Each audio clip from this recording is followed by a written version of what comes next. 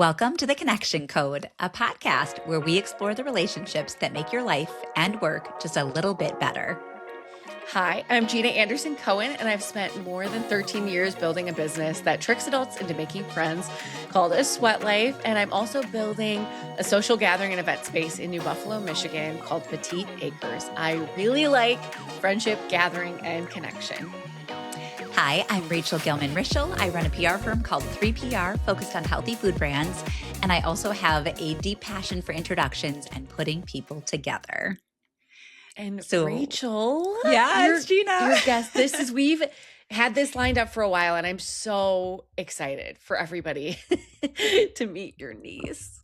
Yes. So our guest today is my niece, Lily Engelbret, who is fantastic. She is 12 years old. She's in 6th grade and she's autistic. And she really wanted to come on the podcast and tell people about her experience, maybe clear up a few misconceptions, and also just help people have a more full viewpoint of what it means to be in her shoes. So I thought this interview was deeply special, and she inspired our big question. So I'm going to start by asking you, since Lily goes into autism and connection and what's a little bit challenging, I wanted to know, have you ever had an experience where you've tried to connect with people in your life or vice versa, and there was a real barrier? Yeah, absolutely. I think until I got to college, I love making friends and connecting with people, but there was sort of an unlock when I got to college about connection, conversation, and curiosity. Until college, I think I looked at conversation as an opportunity to talk and an opportunity to share a story and hopefully get a laugh. And in college, I kept kind of catching myself doing that my freshman year. And then I would stop and ask myself the question, Jeana, have you asked a question? And so I got very focused on not igniting, because I was always a curious cat, but following my curiosity, getting curious about people, asking questions. And that really became the source of connection. So it was almost like up until that, there was almost always this like anxious knot in my stomach of like, ooh, when am I going to get a chance to tell this story? Ooh, when am I going to get a chance to talk? Especially in those like larger group hang dynamics of high school, where you're sort of sitting in a circle and it's like hopscotch. like I'll jump in when it's my turn. I'll jump in. And when you jump in and it doesn't land, it is a bummer. Yes. I give you a lot of credit for that self-awareness, being that we both know many adults who I don't think ever had the breakthrough of asking questions is the key to connection. Mm-hmm. So to be in college, you'd be like, wait a minute, I'm going to reframe how I do friendship and make sure that I'm pausing and being interested in other people, not just waiting for my moment. I think that's amazing. I think sorority recruitment honestly did it for me. Because it is being the one rushing or asking being the one rushing. Okay. Yeah, being the one. I think both rushing and being on the other side, it is an exercise in asking questions, and then you are later trained in asking questions and in like how to join a conversation. It is formative. I think every adult should go through rush training. So it's friendship speed dating. It's friendship speed dating, and it is Greek system or not, whether you like it or not. I do think the tools that are taught to mostly young women, because I don't think guys get training for rush. Hazed. Yeah, they do not. I think though they're very helpful, but they also could do that earlier in education. Okay, Rachel, what about you? Did you ever have a hard time connecting? Yes, I actually took some notes about this because it really brought something up, which also dovetails with Lily. So from 8th grade to 10th grade, I was on growth hormone. I was very, very small. I've mentioned before, I really couldn't grow without medical intervention. And Lily, my niece who we interview, is now recently on growth hormone as well. So we share that experience. But what was really tricky is that I technically was the same age as my friends. And on the surface, we were both going to school and playing sports and hanging out. So it seemed like our lives should have parity, but I felt so disconnected because I could not fully fit in. I couldn't shop in the same section at the mall. I needed to be in the kids section and they were in the junior section. Mm. They were dating and I was just hearing the stories secondhand, but nobody wanted to date me at that point. I looked so young. And even people would just speak to me differently. I was just as bright and capable, but people treated me a little bit babyish and a little bit Mm. younger because that's how I read. And Mhm. I couldn't convey this to my friends because they were just having their typical teen experience. And unless you're in a body that doesn't match everybody else's, it's hard to relate. And it was really frustrating for me. Mm. And eventually, luckily, the medicine worked and I caught up and I was able to skip ahead and sort of be with everybody else. But really, the experience never left me. It was formative, I Mhm. think, maybe in a good way, that I'm much more attuned to how important connection is. And if somebody's left out or isn't able to participate, that it can be such an isolating experience. Mhm. It feels so bad as a kid to feel different, and it Yes. isn't bad, but it feels bad. Yeah, and now as we're saying this, we're going to jump into this interview with Lily and she talks about having being autistic and masking where you kind of hide the autism all day long. And so people don't know, but on the flip side, she is very petite and so people do see that. So she's kind of fighting a battle on two fronts Mm. and that's exhausting. Oh.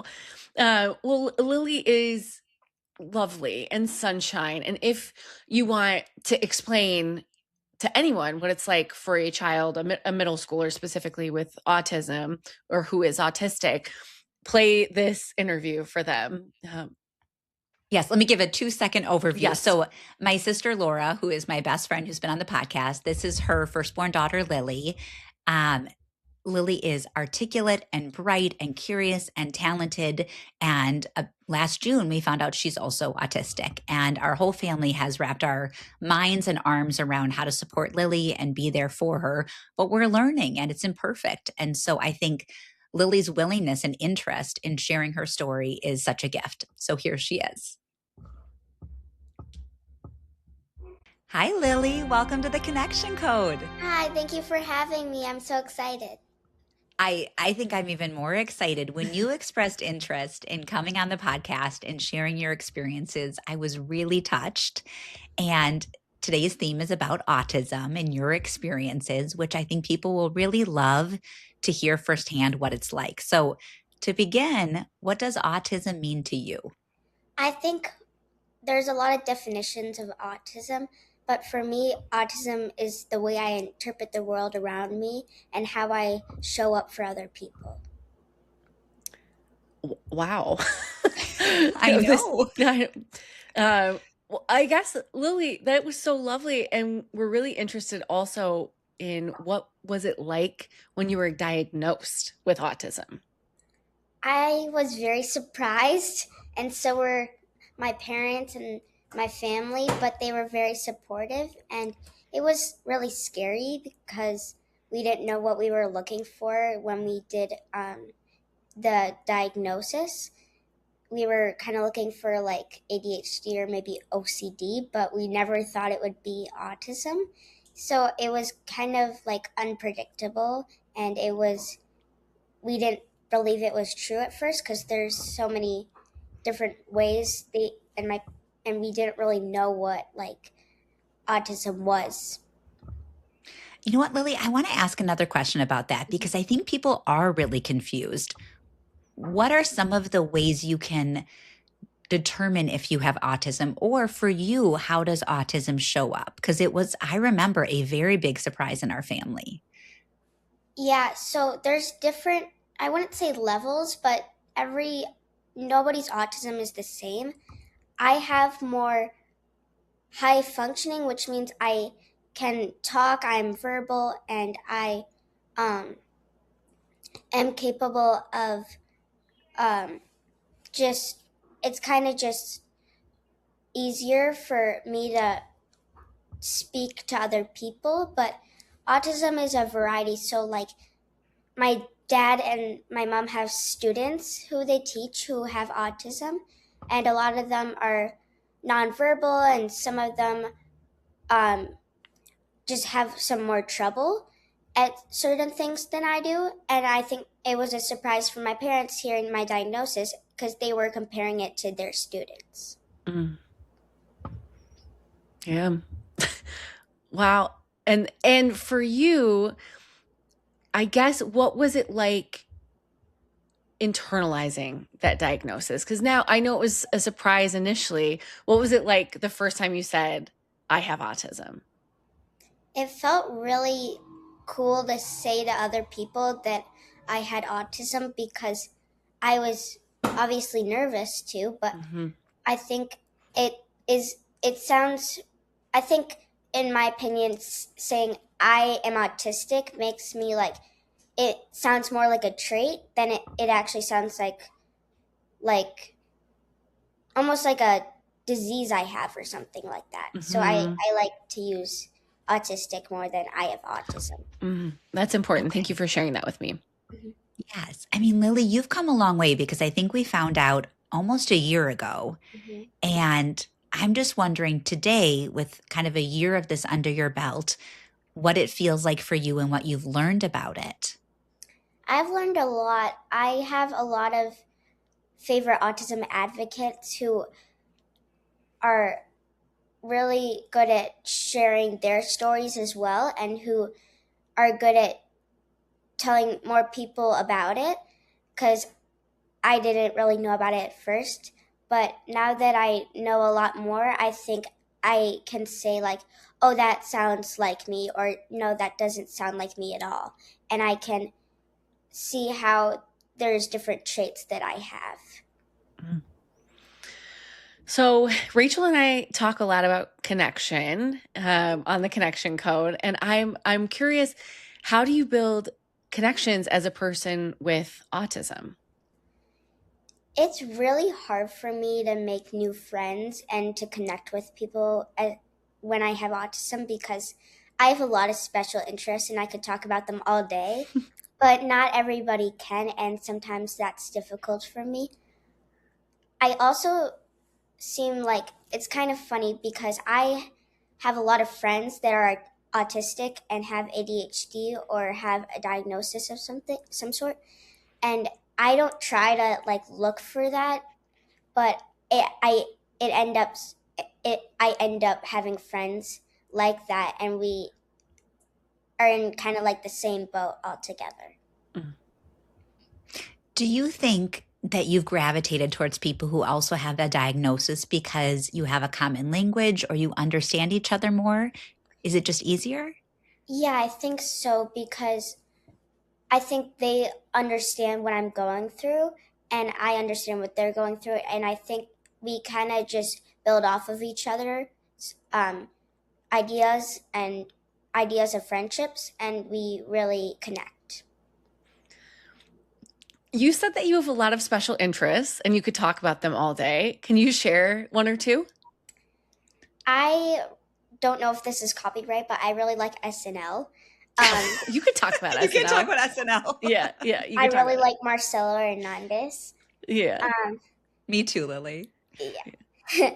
And I like to, another trait of autism is I like to react, or not react, but copy or recite what they say.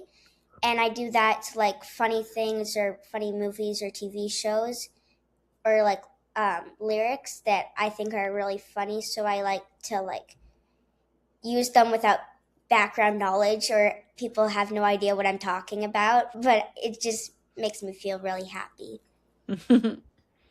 I mean, if I can brag about you for a second, you have an incredible memory. So you can say all these skits from perfect recall, but you're also really good at crocheting and violin and dance.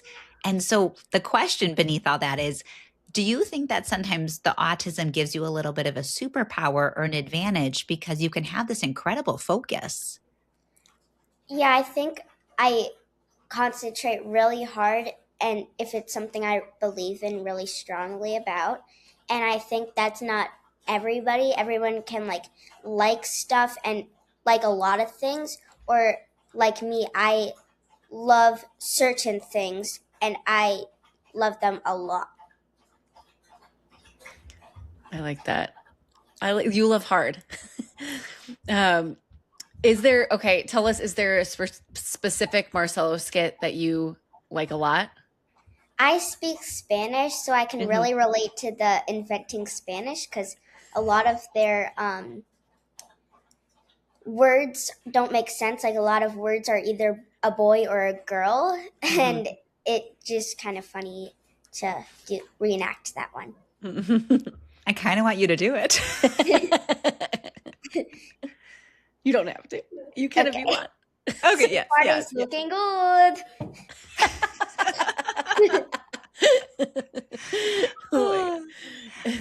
Lily, we talked about briefly the ways that it can be helpful because you can really, really dial in and lock into something. And I just watch you focus so hard.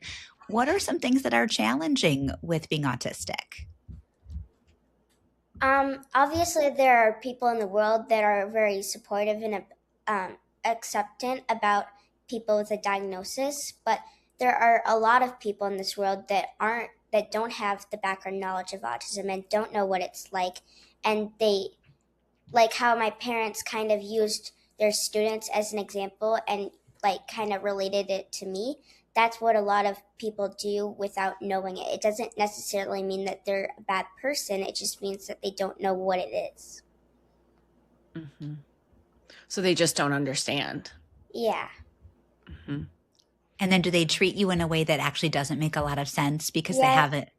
Yeah, they treat you a lot of times. I don't know if it's just because I'm short, but they act like you're a lot younger than you are. They don't know that you're capable of speaking, or they almost treat you like you're non-human almost. Oh. Well, I have to tell you, you're more well-spoken than some adults we've spoken to on this podcast. That's true. That's true. So they are making some bad assumptions. Can you tell us some assumptions and maybe misconceptions that people have about autism?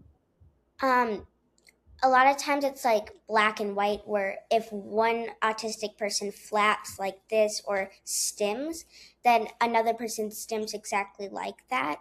Or if one person is nonverbal, they think another person is nonverbal. And autism can look in very different ways. Mm-hmm. Can you explain for the listener who maybe doesn't know what stimming is, what a stim is?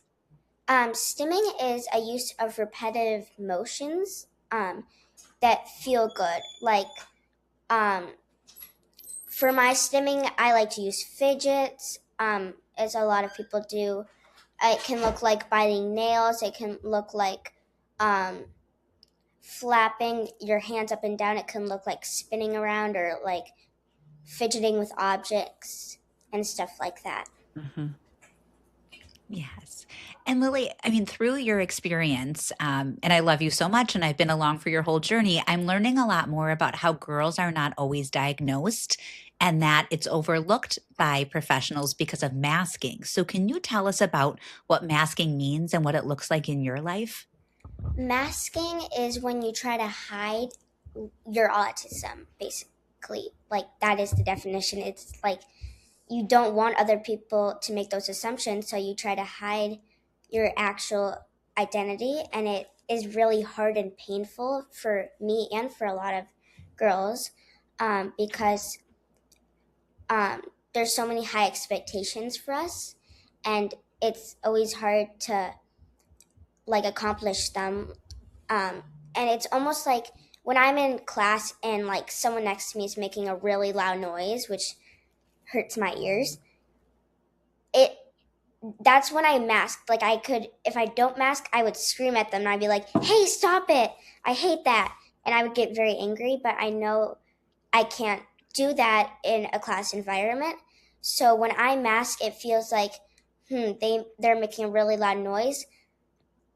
I can't let out my anger and frustration. It's almost like if you eat a spicy food and you don't have milk or water, it's stuck in your mouth and you can't let it out or spit it out. That's a really helpful way to think about it. It really is. Yes. It really is. It's like You were saying that and I was like, oh my God, that's, that's, that's so, or like feeling sad and not being able to cry, Yeah.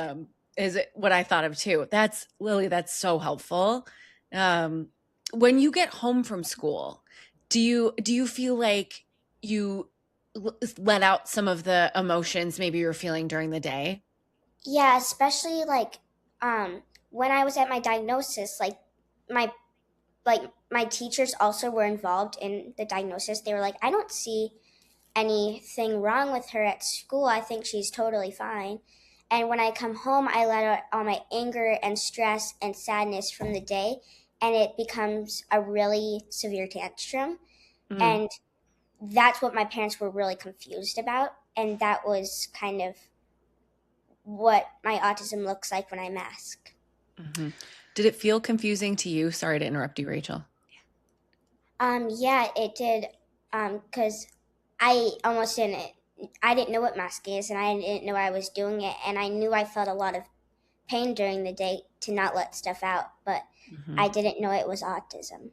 mhm, Oh, Lily, I just am having so much empathy for you because I know there's been years where you would keep it together all day at school, be a good student, do all the things that were expected of you, be quote unquote a typical kid moving through the day. And then you would get home and it was like taking off a really heavy metal jacket that you did not want to be wearing. And it was like, ugh. And so I think maybe the gift of getting the diagnosis was finally understanding why these noises were bothering you or some of this pressure or just being in environments that were too stimulating. mhm. It's making me wonder for friends and family of somebody who has autism, what could we do better or how could we be more understanding?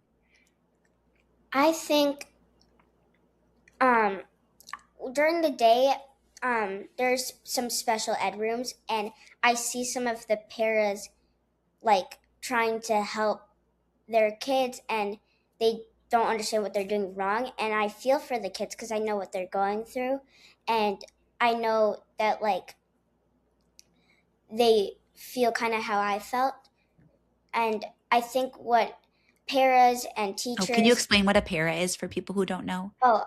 people that help someone with a diagnosis or just someone who needs extra help, In a school. Okay. yeah, Mhm, or moms or dads.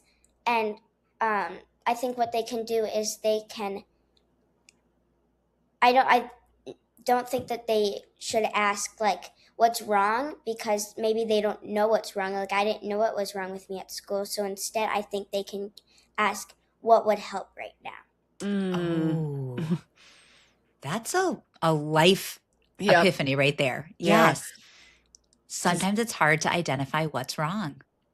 I think honestly, a lot of adults who maybe haven't experienced getting a diagnosis could benefit from others in their life, just simply asking them what would help right now instead of what's wrong. Because what's wrong? Leave me alone. you know? Yeah. Lily, what does help? What have you found to be good for you? And you've even walked me around your room and showed me some of the things. Yeah, during the winter, I one of the things is I don't like bright lights and I Mm, don't like dark lighting. I mhm, like like lights that feel like the sunshine almost or feel like mhm, natural light, which a lot of schools don't have, which also makes me angry. But in my room I have a little happy light that is like a reflection of the sun kind of, which I use in my room a lot, which is helpful. When it's noisy at school and I mask, I found that noise canceling headphones, they kind of don't cause a scene, but they're pretty noticeable. So I like to use like small earplugs. mhm. Um, and um, I also use fidgets, and I noticed that fidgets are very popular now, and that a lot of people don't care if you have a fidget in your Mhm. hand. Yes. So, if you could redesign school to be more inclusive, what would you change? I would change basically the entire school. It's like a jail. Like I saw a video where they compare a school to a jail, and everything is very similar. Um, and There's no windows in Lily's classroom. She doesn't get to see windows. Are you serious? Nope. You like the sun. Yeah. It's like one of the reasons it was a big transition from elementary school to middle school was that there's no recess, there's no windows, and it's just like a downgrade completely. I think that at the elementary school, that like you said, that there were a lot of colorful stuff, and we're almost like the forgotten child. And especially with 7th grade coming, I've heard so many bad things about it. But I don't want to believe them because I heard so many rumors about 6th grade and how horrible that would be. But it wasn't as bad as I thought. But the teachers are very nice about letting us outside and experiencing sunlight, so that's very helpful and stuff. But if I could redesign the school, I think I would add like almost like a greenhouse where there's a ton of like lights and windows, and almost like a school system that works outside, or where students can still aren't on their iPads all day stuck in a dark room and can actually concentrate better.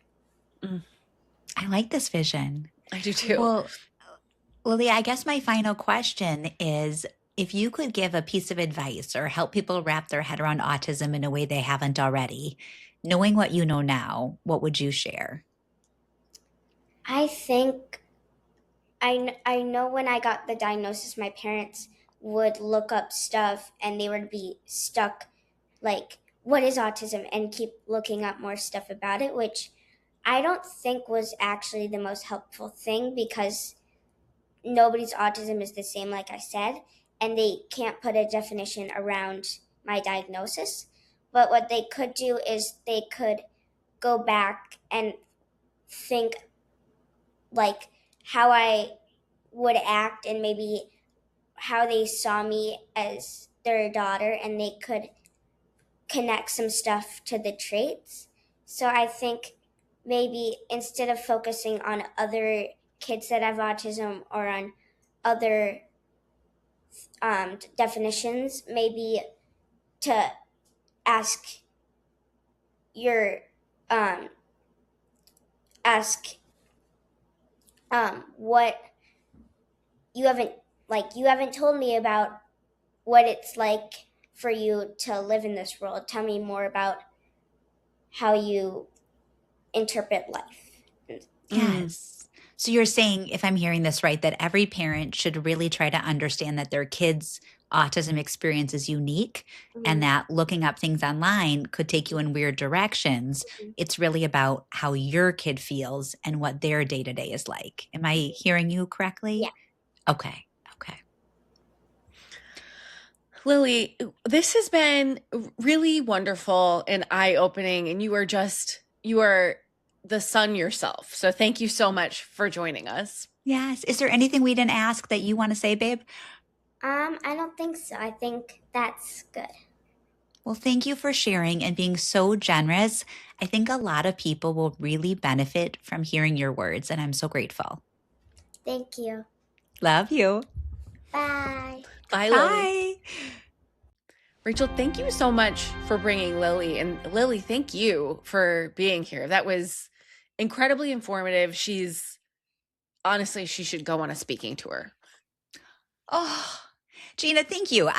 When I posed the idea of, do you mind if my 12-year-old niece comes on the podcast to share her experience with autism? You were an immediate yes, because you're amazing. And Lily was more poised and articulate than I even anticipated. And I know how great she is. I thought that was a beautiful conversation. And I really do hope it reaches the ears of people who can benefit. Yeah. I just honestly, I hope Lily comes back on. I hope we hear from her in a couple of months, and she could maybe do a little segment if she wanted. A special expert for us. Yes. Yeah. Well, Rachel, do you want to do show and tell? I do. Let's dive in. Okay, Gina, I thought this was a very fitting show and tell item. So there's a story that's making some waves in the media world. It was in the New Yorker, I think last week, and it's called The Life and Times of an American Tween. And the writer, Anna Wiener, shadowed, I think for an extensive period of time, a 12-year-old girl in San Francisco named Mira, who's awesome. And she just goes really deep into Mira's life and social circle and family dynamics. And she manages to capture that very ephemeral feeling of being on the cusp of a next stage. Like 12 is like right there on the bubble before you're 13 and then you're officially a teen.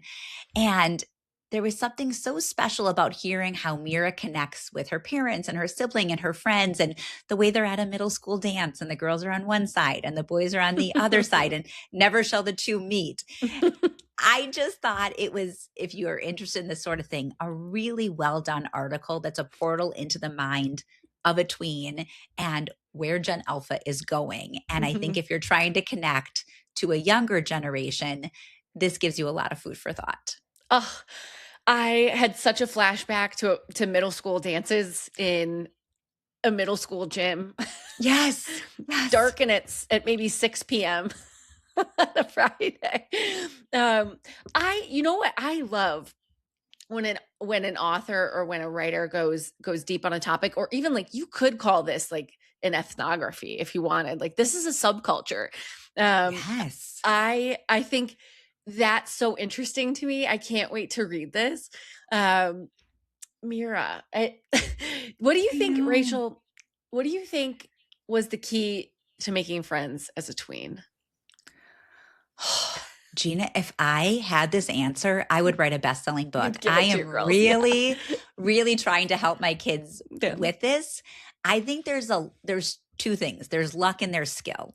The luck is like you just don't know the grade you're going to get. Sometimes somebody who's such a good fit for you, or a group of kids that are a great friend match, land in your grade and you're just lucky. Yeah. And then there's some kids that are really skilled. They ask questions. They're a fun hang. They bring good energy. They don't have drama. They're in a good mood. And if you can get the luck and skill to balance each other out, you're unstoppable. But sometimes you get a lousy grade. Sometimes your skill set needs a little bit of a boost. And so I think 6th, 7th, even 8th grade, honestly, just really hard years. And I commend everybody for going through them.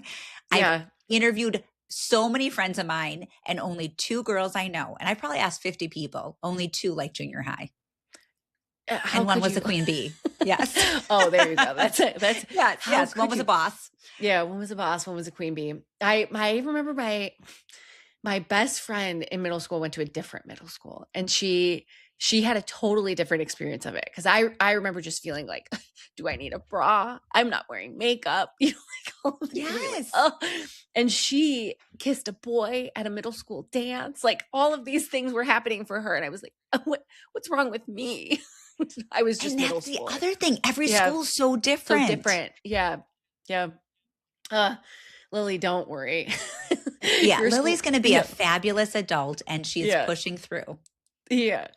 I can't wait to read that, Rachel. Thank you so much for sharing it. This has been another episode of The Connection Code, a podcast about friends, connections, work, and everything in between. This is a production by 2 friends, Rachel Gilman-Rischel and Jeana Anderson-Cohen. You can follow us on Instagram and on LinkedIn by looking for our full names. We love hearing from you, so please shoot us a message if you connected with this episode. Let us know, and we will share it with Lily if you want to send a message to her. Thanks to Lily for being on this episode, and thank you to Ben Cleaver for editing. Thank you, Lily and Ben. Bye. Thank you. Bye.